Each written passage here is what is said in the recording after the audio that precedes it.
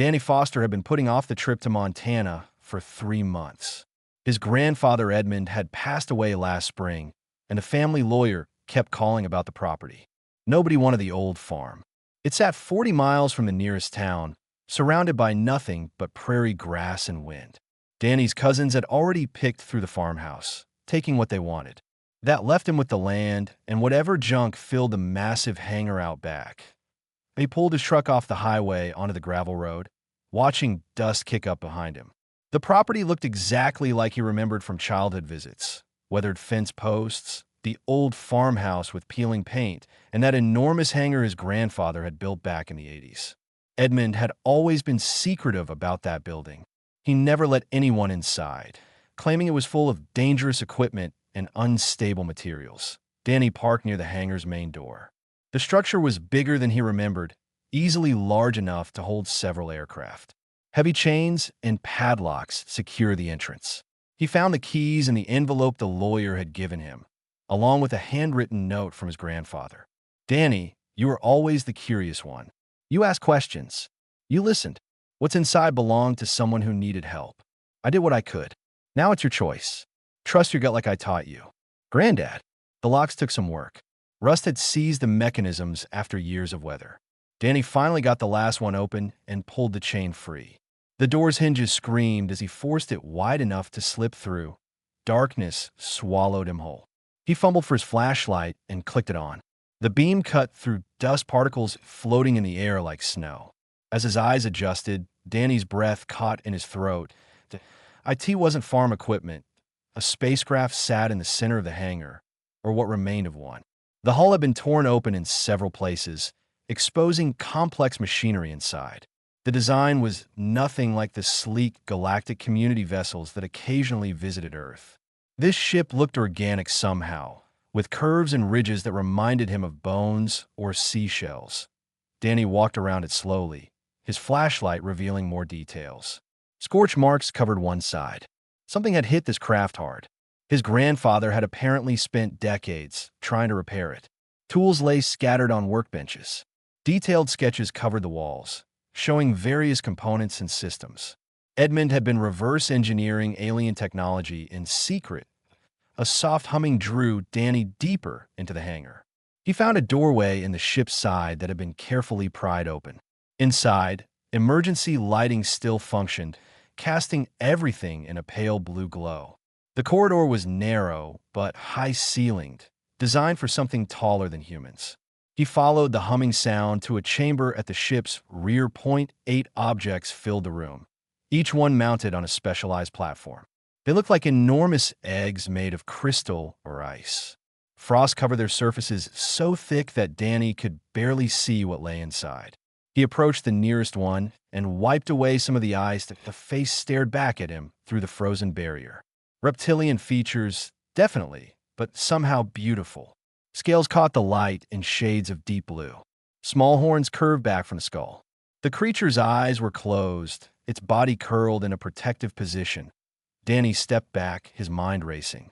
His grandfather had hidden alien creatures in this hangar for decades. Not just any aliens either. These looked like something from mythology. Dragons.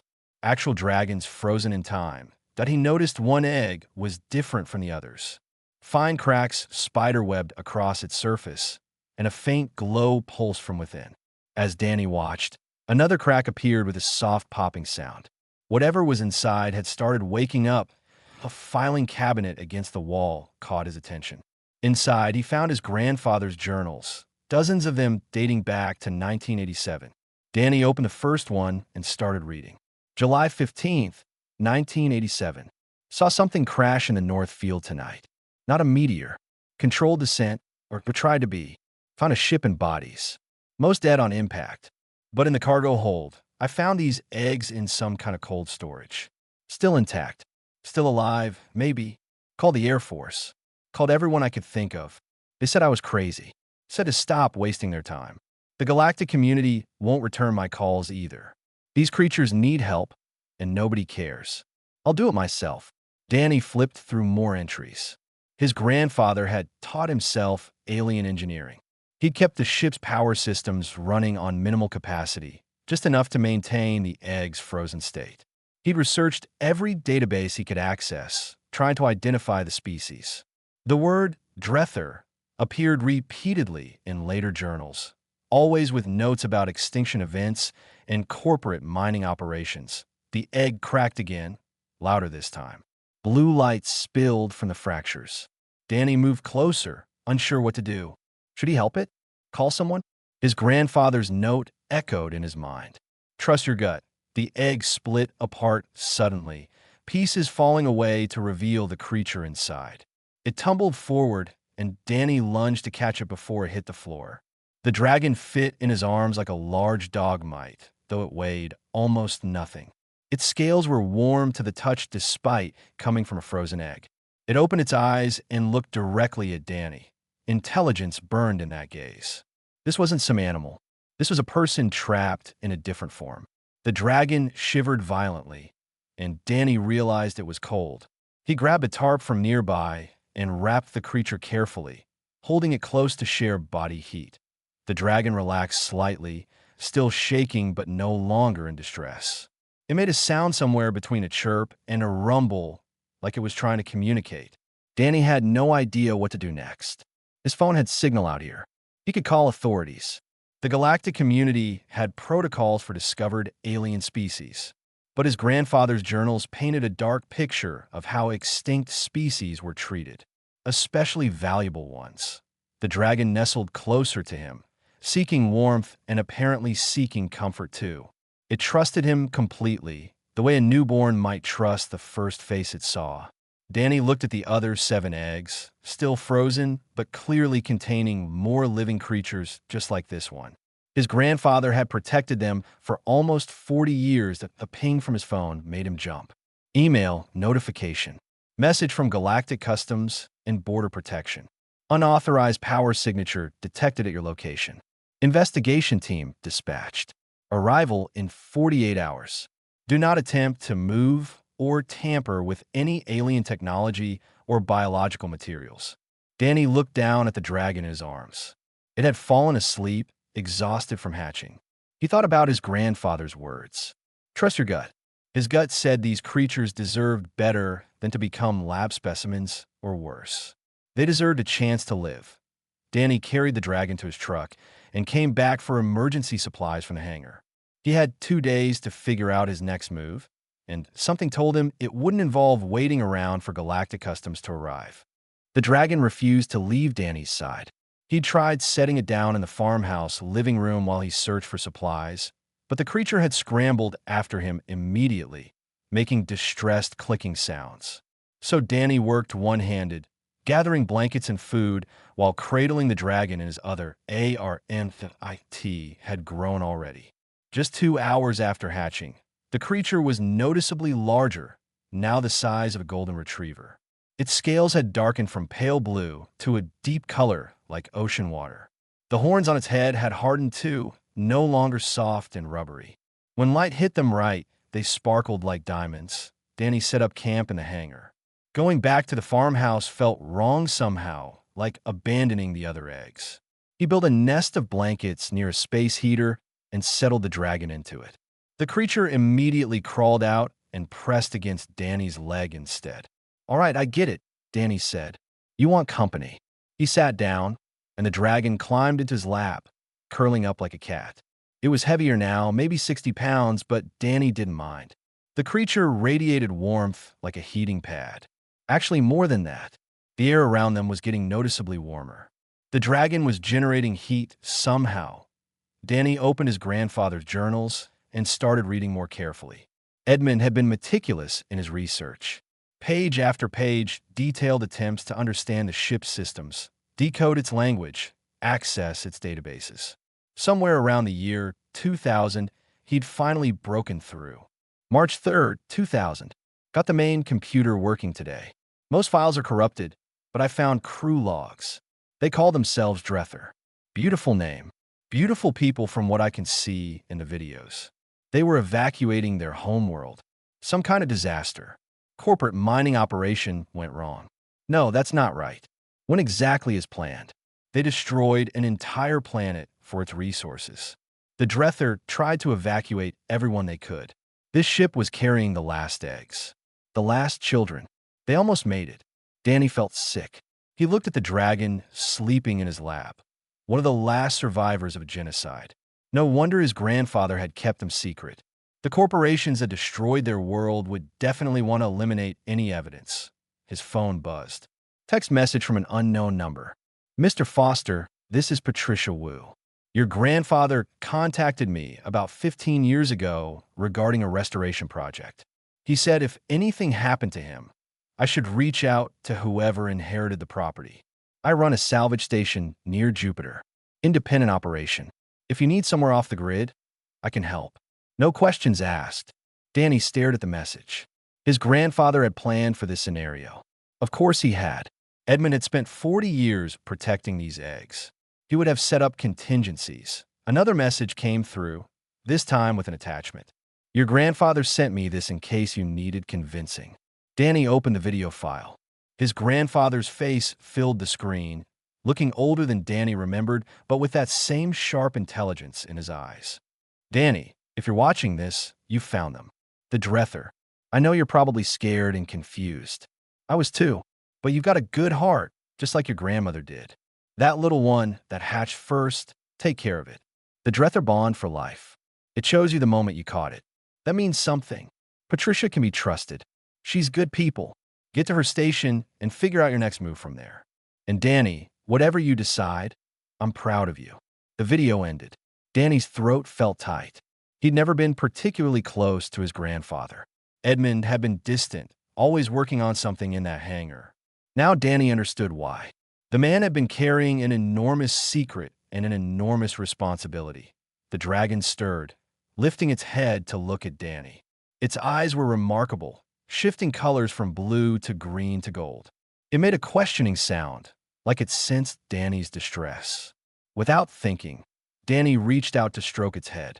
The dragon leaned into the touch, purring that a jolt ran through Danny's mind.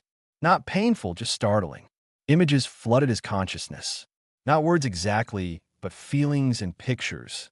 The dragon was trying to communicate. It showed him warmth, safety together. It showed him the other eggs, cold and alone, needing help. It showed him fire and ice, destruction and survival. Danny pulled his hand back, breathing hard. Did you just talk to me?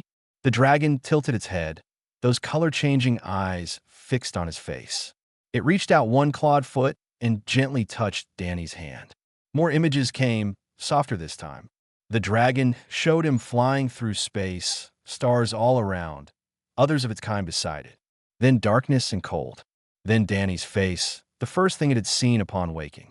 Gratitude washed through the mental connection, so strong it brought tears to Danny's eyes. Okay, Danny said quietly. Okay, I understand. You need help. Your family needs help. I'll figure something out. He spent the next hour exploring the ship more thoroughly. His grandfather had made detailed maps of every system. The vessel's main power core was dead, but auxiliary batteries still held some charge. Environmental controls, navigation, communications, all offline. But the cryo system for the eggs worked perfectly. Edmund had jury-rigged it to Montana's power grid in the cockpit. Danny found something interesting. His grandfather had pulled panels off the walls, exposing the ship's control systems. Handwritten notes explained each component. Edmund had been trying to fly this thing. More than that, he'd apparently succeeded. According to the journal entries, he'd taken it on short test flights, always at night, always careful to avoid detection. The ship's too damaged for long-range travel, one entry read. But I got the local thrusters working. Could maybe reach orbit if I had to. Not that I'd know where to go from there. Danny looked at the dragon, which had followed him into the cockpit. Think you could help me fly this thing? The dragon chirped and touched its head to the main console. Lights flickered across the displays. Systems Danny hadn't known were functional started coming online. The creature was interfacing with the ship directly, probably the way the original crew had done that a holographic display materialized, showing star charts and navigation data. The dragon pulled its head back, looking exhausted from the effort, but the display remained active. Danny studied it carefully. One location was marked with a pulsing indicator. The text was in an alien language, but the coordinates were universal. Saturn's orbit. A small moon Danny didn't recognize. More of his grandfather's notes provided context. Found references to thermal venting sites. The Drether are thermivores. They eat heat energy directly. That's why the little one grows so fast near the heater. They need massive amounts of thermal energy to develop properly. The eggs won't wake up without it. Edmund had calculated that the moon near Saturn, with its volcanic activity, could provide enough heat to safely wake all 8 eggs. Danny's phone buzzed again. Email from Galactic Customs. Investigation team arriving ahead of schedule. ETA 18 hours. Prepare all materials for inspection and seizure. 18 hours. Not enough time to plan anything elaborate. Danny looked at the dragon, now about the size of a large dog and still growing. He looked at the 7 frozen eggs. He looked at the star charts showing a possible sanctuary. His grandfather's voice echoed in his memory. Trust your gut. Danny started loading supplies into the ship. The dragon helped, using its surprising strength to move heavy equipment. They worked together like they'd been doing this for years instead of hours. The mental connection between them made coordination easy. Danny would think about what he needed, and the dragon would understand by the time night fell. Everything was ready. The eggs were secured in the ship's cargo bay. The dragon had grown again, now the size of a small horse. It could barely fit through the ship's corridors. Danny wondered how big it would eventually get. He stood at the hangar door, looking out of the Montana sky. Stars glittered above like diamonds. Somewhere out, there was a moon that could save these creatures. All he had to do was steal an alien spacecraft, evade galactic authorities, and somehow survive a journey to Saturn in a half-broken ship. This is insane, Danny muttered. The dragon pressed against his side, radiating warmth and confidence. Through their connection, it showed him one clear image, the two of them together, facing whatever came next. Danny climbed into the cockpit and started the launch sequence his grandfather had documented. The ship's engines rumbled to life, shaking the entire hangar. He'd never flown anything more complex than a crop duster, and that was years ago. This was different. This was necessary. The hangar doors opened. Danny engaged the thrusters and lifted off into the night sky, leaving the only home he'd ever known behind to protect creatures he'd just met. His grandfather would have understood. Flying an alien spacecraft turned out to be easier than Danny expected, mostly because the dragon did half the work. The creature had grown large enough that it could no longer fit in the cockpit with him. Instead, it positioned itself in the corridor just behind Danny's seat, maintaining physical contact by resting one clawed foot on his shoulder. Through that touch, it guided him. When Danny needed to adjust course, the dragon would send him feelings of left or right, up or down. The ship responded to their combined input like it was designed for human and Drether teams. They cleared Earth's atmosphere within 20 minutes. Danny had expected alarms, interceptor craft, something to stop him. But his grandfather's modifications included decent stealth systems.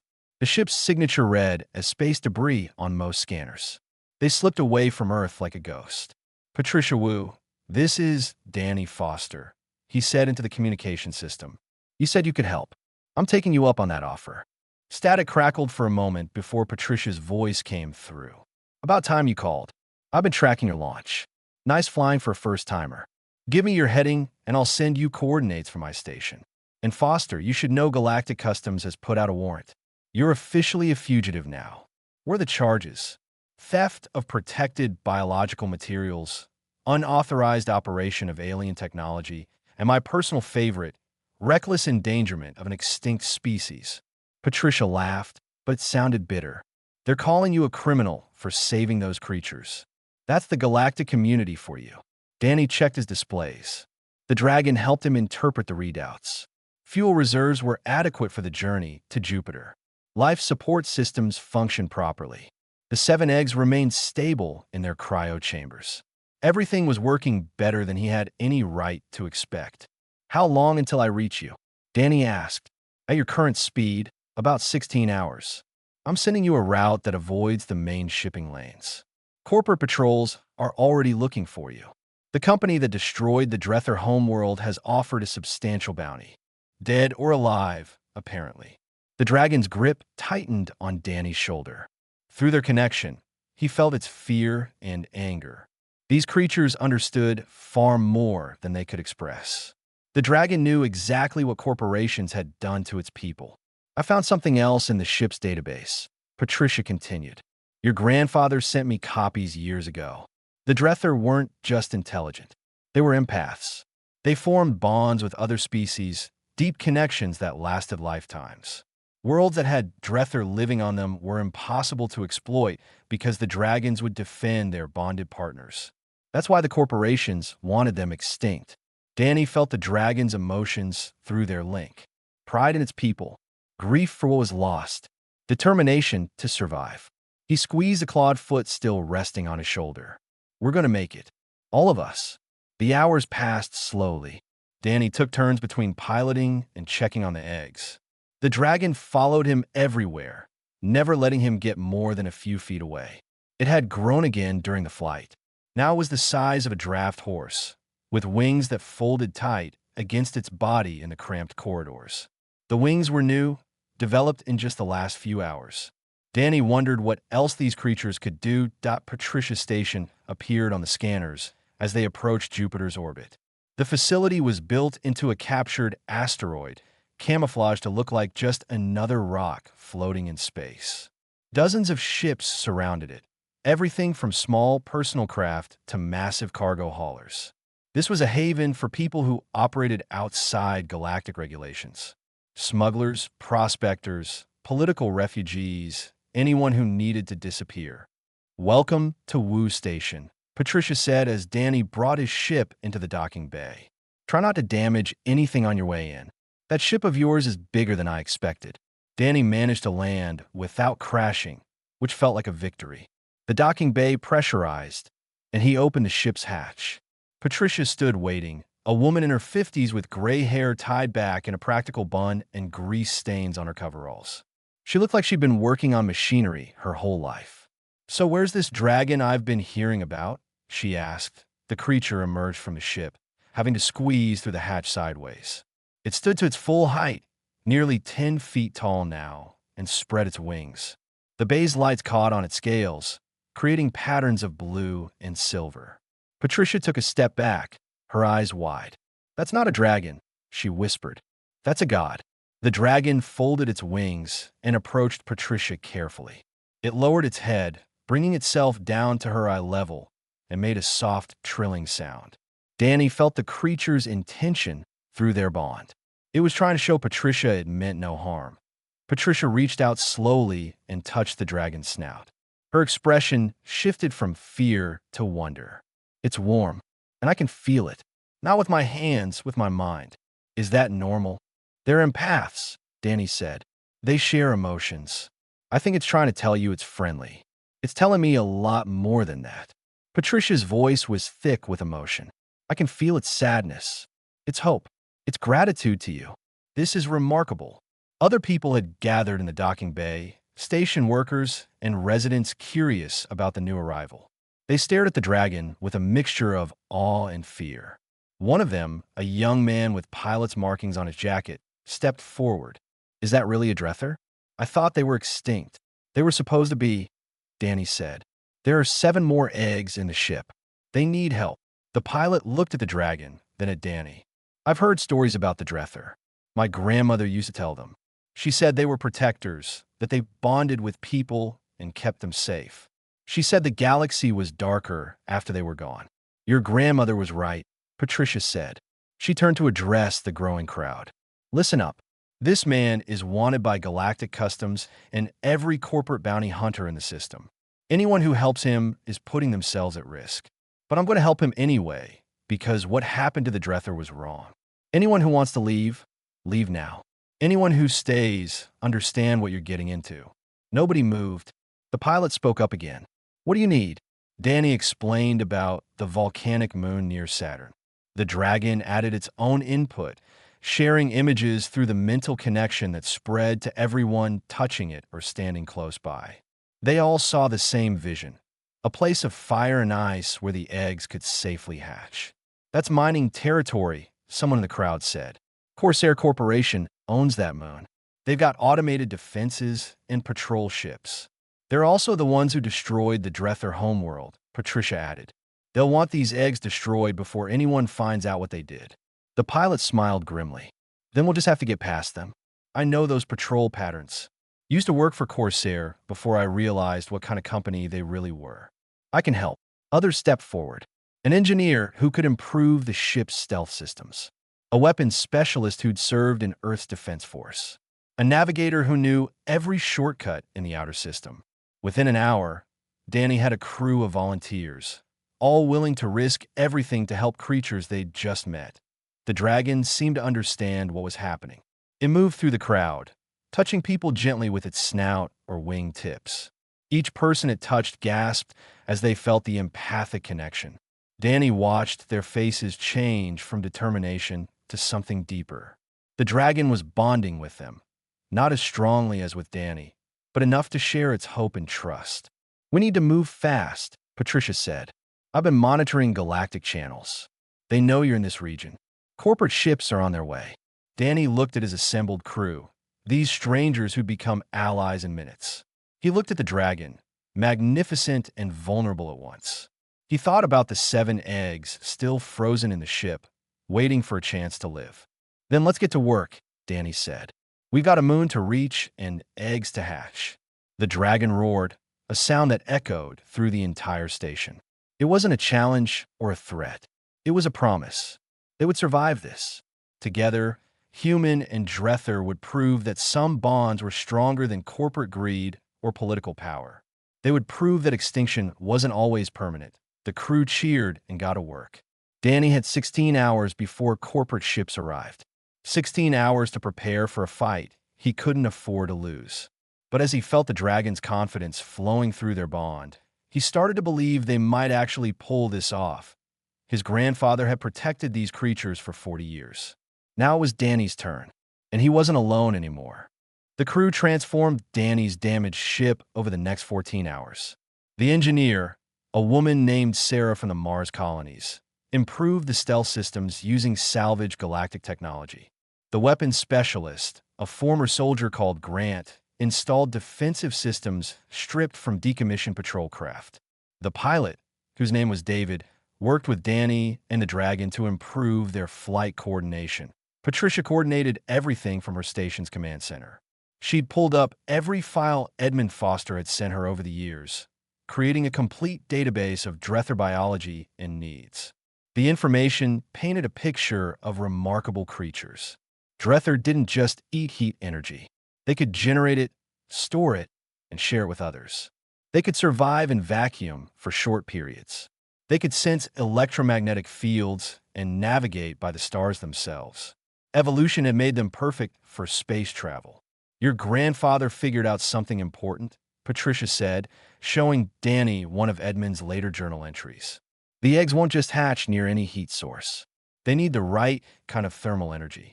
Volcanic vents produce specific mineral signatures in their heat. The Drether homeworld was geologically active. The eggs are programmed to respond to that signature. So we definitely need that moon near Saturn, Danny said. Unfortunately, yes. I've been scanning for alternatives, but nothing else in the solar system matches the requirements. Patricia pulled up a tactical display. Here's our problem. The moon, designated Target 7 in corporate files, has automated defense systems. Laser platforms, missile batteries, the works. They're designed to protect mining equipment from pirates. David leaned over the display. I worked security for Corsair 5 years ago. Those systems have blind spots. They're programmed to ignore objects matching certain profiles, mainly corporate supply ships. If we can spoof our identification codes, we might slip through. Might isn't good enough, Grant said. We need certainty. Those eggs are irreplaceable. The dragon, which had been resting in the corner, lifted its head. It had continued growing, now barely fitting in the command center. The creature's presence seemed to calm everyone. Through the empathic connection, it shared feelings of confidence and strategy. The dragon understood what they were planning and wanted to help. Sarah spoke up. What if we don't try to hide? What if we use the dragon as a distraction? Those defense systems are automated. They'll prioritize the largest, most unusual target. If the dragon flies ahead of us, drawing fire, we could slip the ship through while they're focused on it. Absolutely not, Danny said immediately. I'm not using it as bait. The dragon made a sound like rolling thunder. Through their bond, Danny felt its determination. The creature wanted to do this. It was willing to risk itself to save its siblings. The Drether are built for this, Patricia said gently. According to your grandfather's research, they can withstand incredible damage. Their scales disperse energy weapons. They regenerate quickly, and they can fly faster than most missiles. Danny looked into the dragon's eyes. Those colors shifted from blue to gold to green, displaying emotions he was learning to read. The creature wasn't being reckless. It had thought this through. It knew its capabilities and accepted the risk. I don't like it, Danny said. The dragon touched its head to his chest, right over his heart. Warmth flooded through their connection, along with absolute trust. They were bonded. They would protect each other. But right now, the 7 frozen eggs needed protection more. All right, Danny said finally. But we do this smart. Full coordination. The second things go wrong, the dragon pulls back. They spent the next few hours refining the plan. David would pilot the ship, using his knowledge of corporate systems to spoof their identity. Sarah would manage stealth and defensive systems. Grant would handle weapons if needed. Danny would maintain the connection with the dragon, coordinating its movements.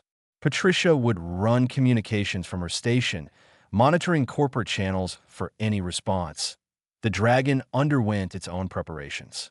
It practiced flying in the station's largest cargo bay, learning to maneuver in zero gravity. The creature was a natural, moving through space like it had been born to it, which, Danny reflected, it probably had been.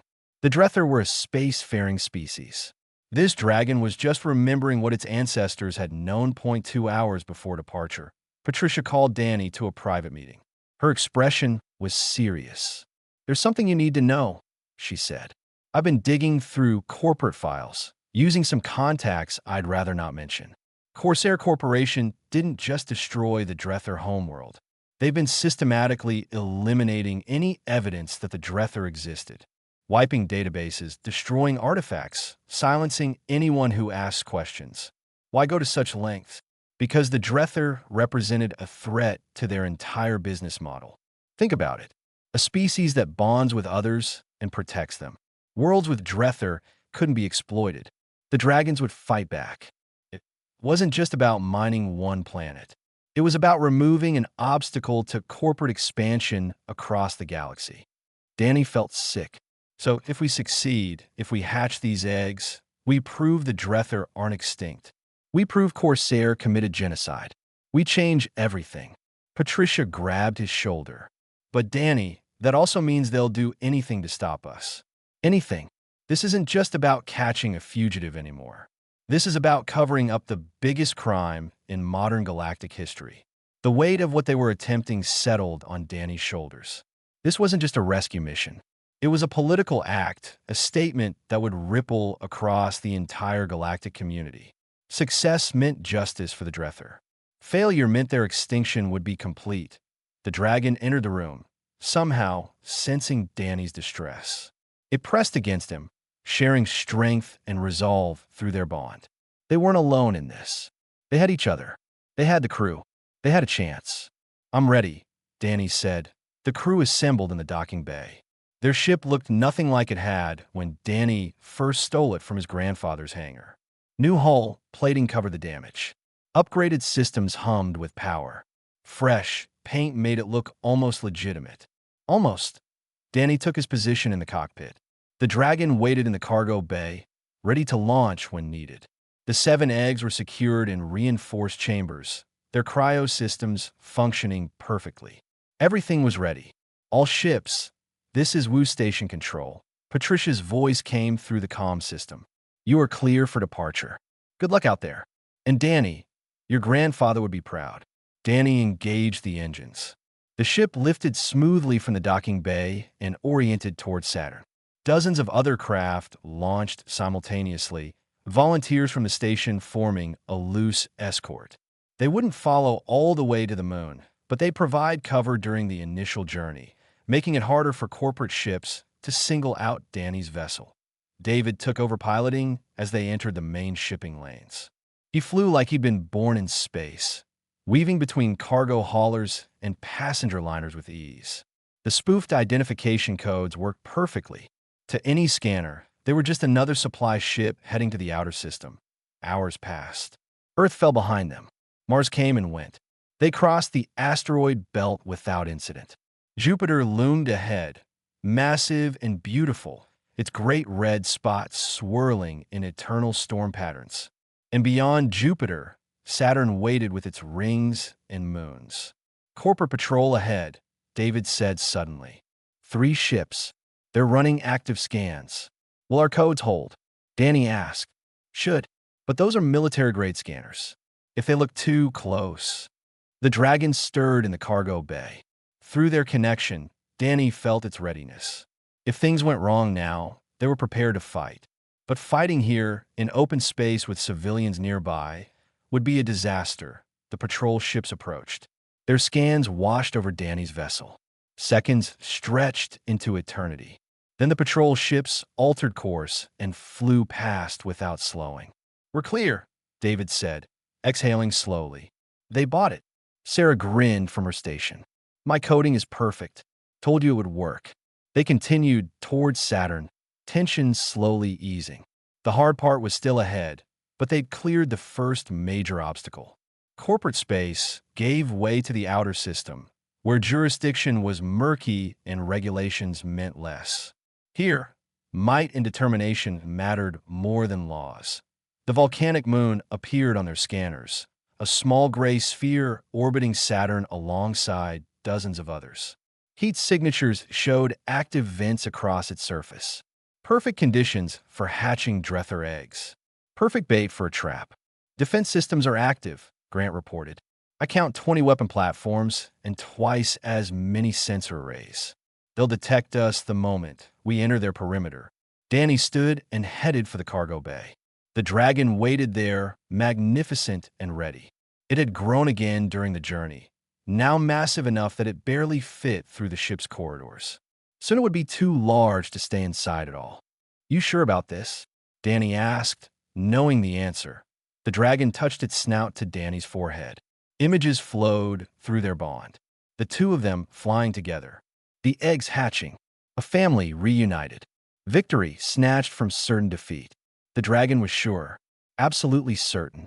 Then let's do this, Danny said as he opened the cargo bay doors. Stars glittered beyond. The Dragon spread its wings and leaped into space.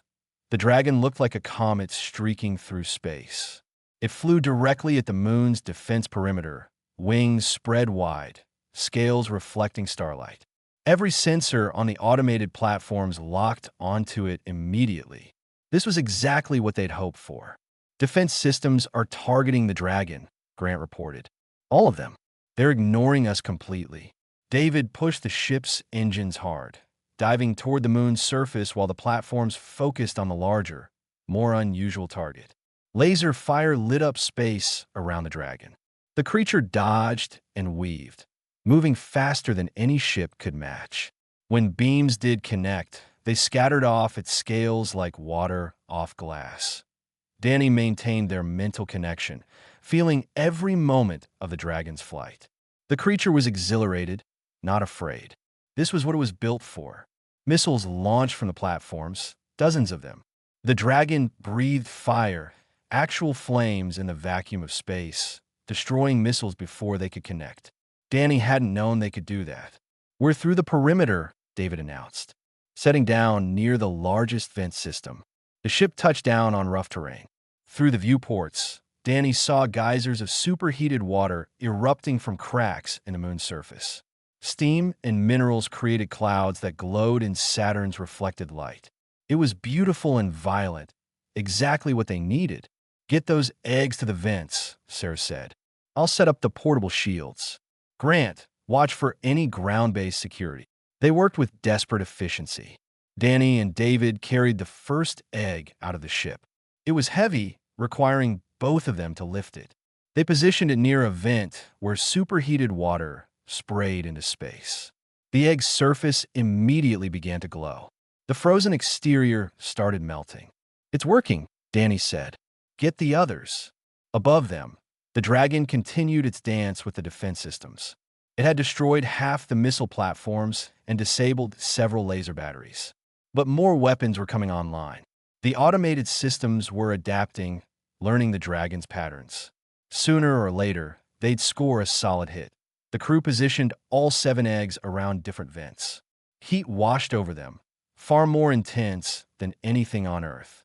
Danny's suit registered dangerous temperature warnings, but he ignored them. The eggs glowed brighter, cracks appearing across their surfaces. They were waking up. "We got company," Grant said suddenly. "Corporate ships incoming. 3 heavy cruisers and a carrier."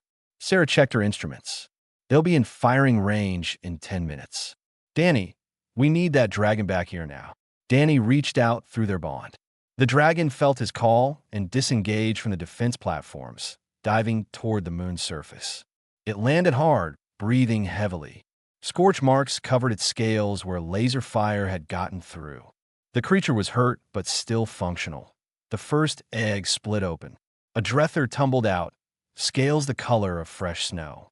It was smaller than Danny's dragon had been at hatching, probably malnourished from the long freeze. The newborn made pitiful sounds, shivering despite the heat. Danny's dragon moved to it immediately, pressing close and sharing warmth. Through their bond, Danny felt the older dragon's protective instincts surge. Another egg cracked. Then another. Within minutes, 6 more drether emerged, each one different. White, gold, green, red, black, and silver scales. Some larger, some smaller. All of them weak and disoriented. The first dragon tried to care for them all, moving between siblings and sharing its energy. "The corporate ships are launching fighters," David reported from the ship. "We've got maybe 5 minutes." The 7th egg remained intact. No cracks, no glow, nothing. Danny approached it carefully and pressed his hand to the surface. Cold. It was still frozen inside despite the vent's heat. Something was wrong. Sarah joined him. The cryo system must have failed at some point. This one might be too damaged to wake. "We can't leave it. We might have to." "Danny, those ships will blow us apart if we stay." The first dragon roared, a sound that echoed across the barren moon. The 6 newborns responded, their voices joining in a chorus. They were weak, but they were alive. And they were angry. Through his bond with the first dragon, Danny felt what they all felt. This was their sibling in that frozen egg. They wouldn't abandon family. The newborns struggled to their feet. They were too young to fly, barely able to walk. But they gathered around the 7th egg, pressing against it, sharing what little warmth they had. The first dragon joined them, positioning itself at the center of the group. Heat radiated from all 7 drether, combining and intensifying. The frozen egg began to glow. Impossible ça whispered. They're generating enough heat to rival a fusion reactor. The corporate fighters screamed overhead, weapons firing. Grant returned fire from the ship's defensive systems, creating a screen of explosions between them and the attacking craft. David worked the controls frantically, trying to get the ship's engines back online for a quick escape. Patricia's voice crackled through the comm system. "Danny, I'm picking up something on the galactic networks. News feeds. Someone's broadcasting your location live. The whole galaxy is watching this." "Who's broadcasting?" "I am," said a new voice. One of the volunteers from Wu Station, the young pilot. "Every species, every world, they're all seeing this right now. They're seeing the Drether. They're seeing what Corsair Corporation is doing." The frozen egg shattered. A dragon emerged, larger than the others, with scales that shifted between every color like an oil slick. It looked at Danny first, then at its siblings, then at the attacking fighters. The newborn spread wings that shouldn't have been developed yet and roared defiance at the sky. All 8 Drether began to glow. Heat poured off them in waves that distorted the air itself. They were linking somehow, sharing power between them. The first dragon, Danny's dragon, stood at the center of the formation. It reached out through their bond. Images flooded Danny's mind. The 8 dragons flying together, fighting together, surviving together. But they needed direction. They needed someone to guide them. They needed their bonded partners. Everyone out of the ship, Danny ordered. Now, his crew emerged, confused but trusting. The dragons moved toward them, each one approaching a different person. The white dragon went to Sarah, the golden one to David, the red one to Grant. The others chose crew members who'd help prepare the mission. And the rainbow-scaled dragon approached Patricia, who'd just arrived in a small shuttle. Each dragon touched its chosen person. The empathic bonds formed instantly. Danny felt it through his connection with the first dragon. Suddenly, it wasn't just him and one creature. It was all of them, human and Drether, linked together in a web of shared emotion and purpose. "They're bonding with us," Patricia said, wonder in her voice. "All of them. We're family now." The corporate fighters made another pass. This time, the dragons responded as one. They didn't breathe fire. They didn't attack directly. Instead, they generated a heat shield that covered the entire landing site. Missiles detonated harmlessly against it. Laser fire scattered. The fighters couldn't touch them. The corporate commander's voice came through the comm system. "All units, stand down. I repeat, stand down." "Sir, we have them pinned," one of the fighter pilots responded. "No, you don't. Look at your scanners.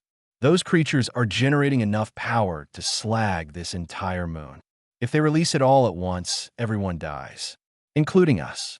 Stand down." The fighters pulled back. The heavy cruisers maintained their position, but stopped advancing. An uneasy standoff settled over the battlefield. Danny's dragon released the heat shield slowly. The 8 Drethers stood together, wings spread, protecting their bonded humans. They looked magnificent and terrifying, exactly what their species must have been before the extinction. "The whole galaxy is watching," Patricia reminded him through her dragon's shared connection. "What happens next matters." Danny stepped forward, his dragon beside him. He activated his suit's external speakers. "My name is Danny Foster. These creatures are Drether, the last survivors of species that was deliberately exterminated by Corsair Corporation. They're intelligent. They're peaceful. They were just trying to survive.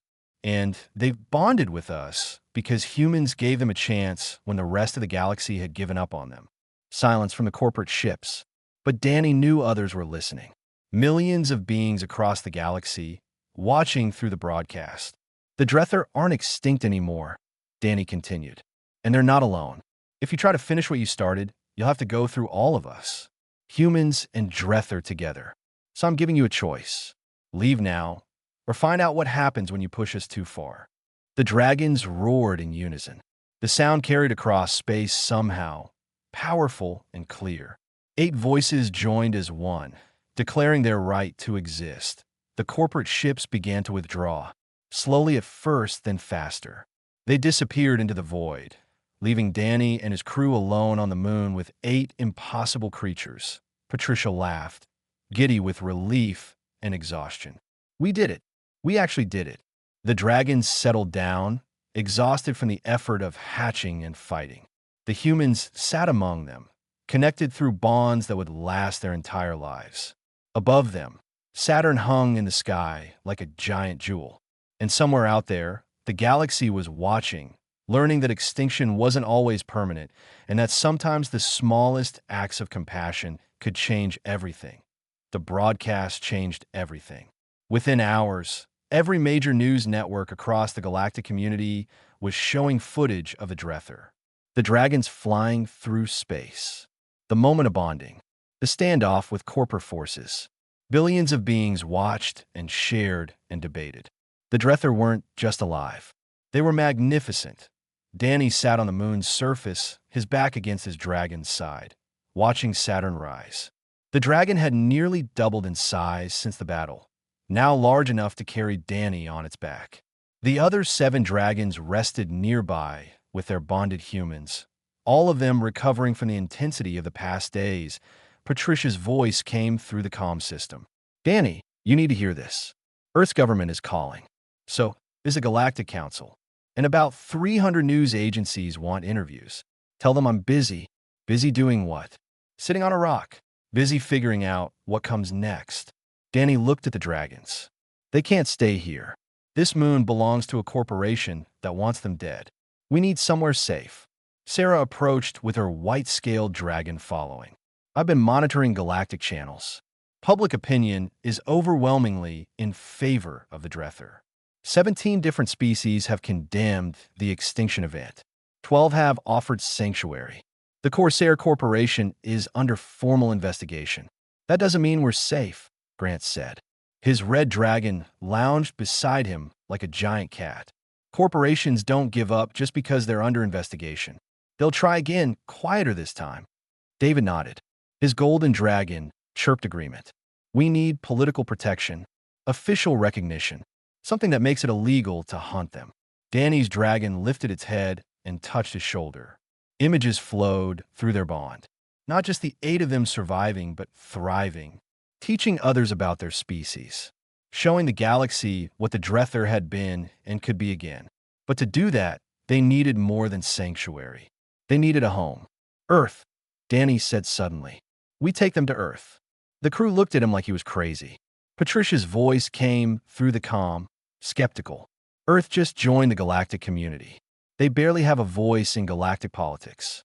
How would taking the dragons there help? Because Earth is the one planet where public opinion actually matters, Danny explained. The government listens to its people, more or less.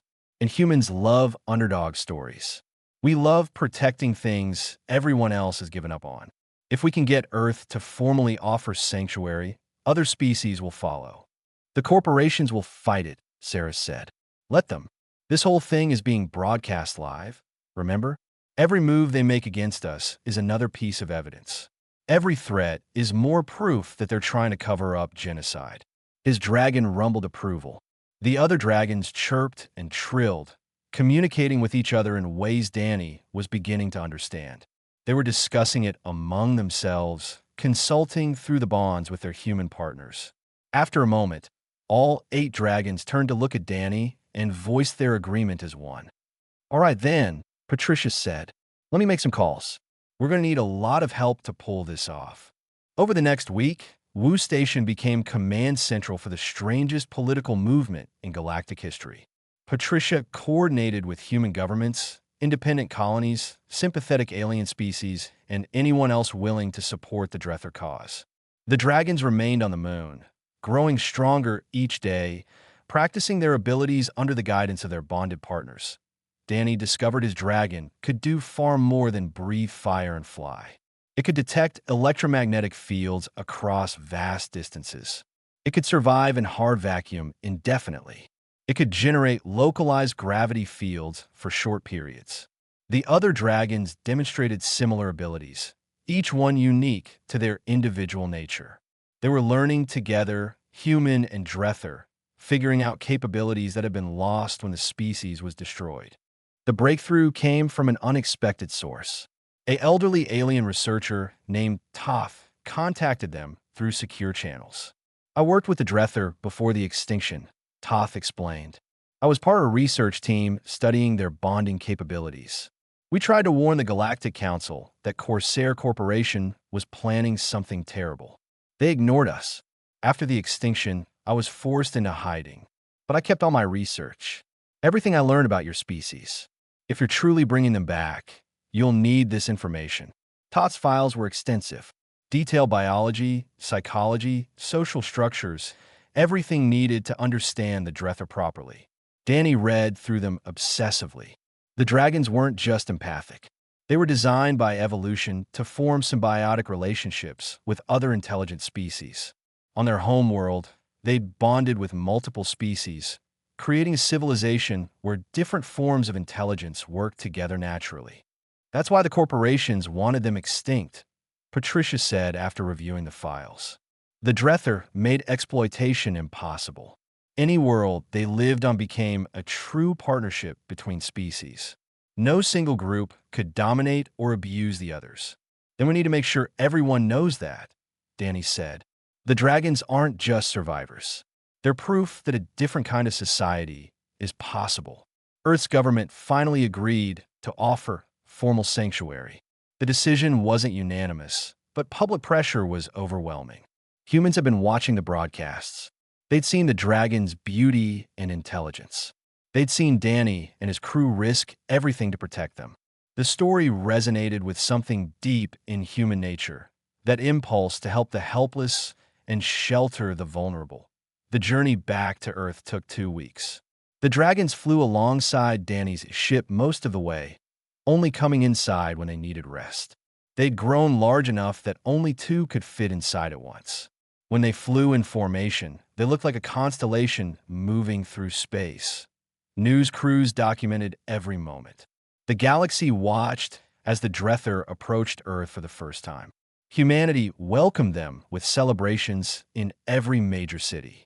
People lined the streets when Danny and the dragons landed at the designated sanctuary in Montana, not far from his grandfather's old farm. The property had been transformed. Buildings for research and care. Open spaces for the dragons to fly. Geothermal vents installed to provide the heat they needed. Hundreds of volunteers ready to help. It was imperfect, but it was a start. Danny stood with his dragon in the center of the new sanctuary. The other 7 dragons and their bonded humans gathered around them.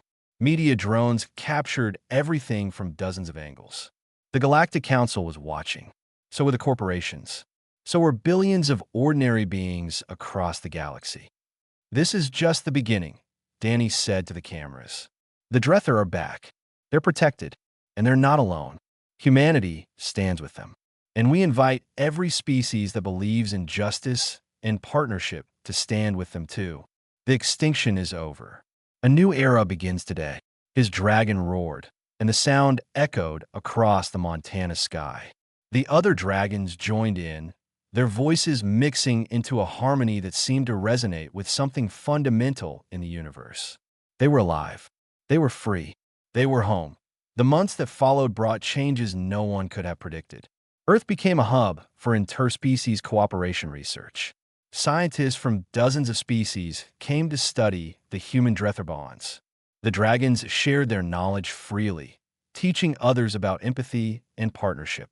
Slowly, more species began questioning the corporate structures that had dominated galactic politics for centuries.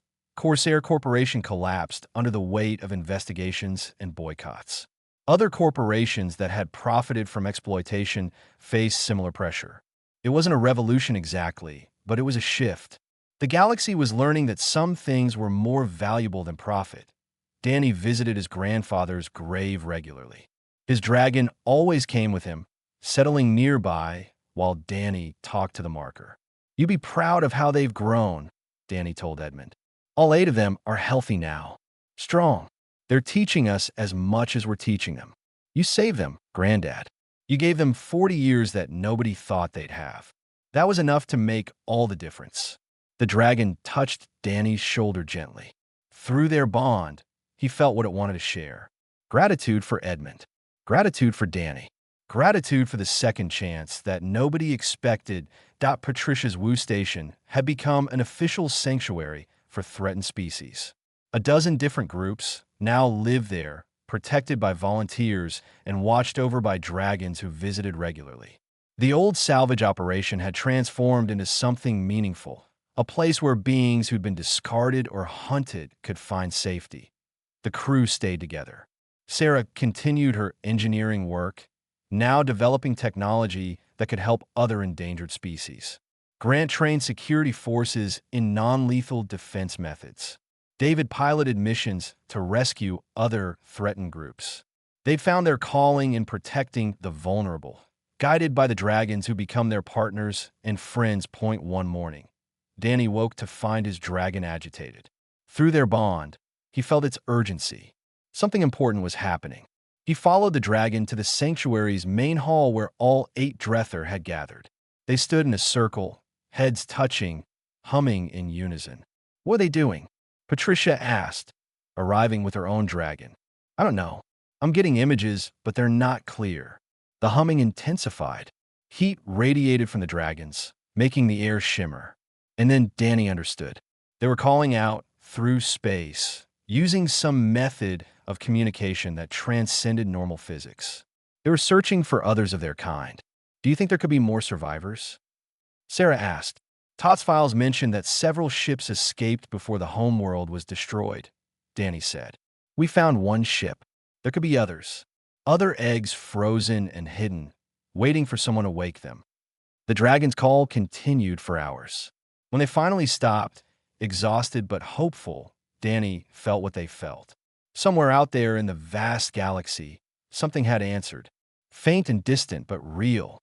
The Drether weren't quite as extinct as everyone had thought. We're going to need a bigger sanctuary, Patricia said, smiling.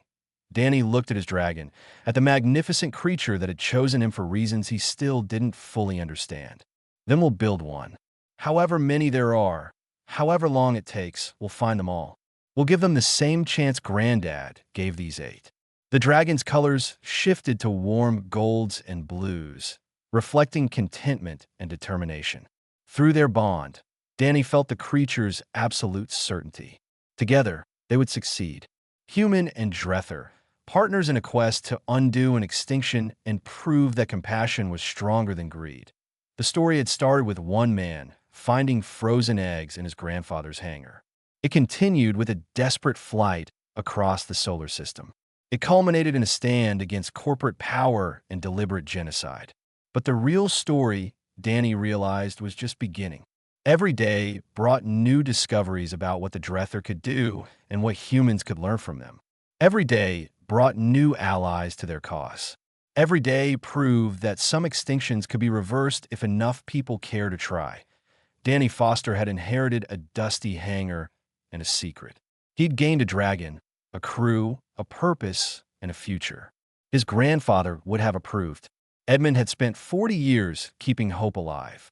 Now Danny would spend the rest of his life making sure that hope became reality for every Drether still waiting to be found.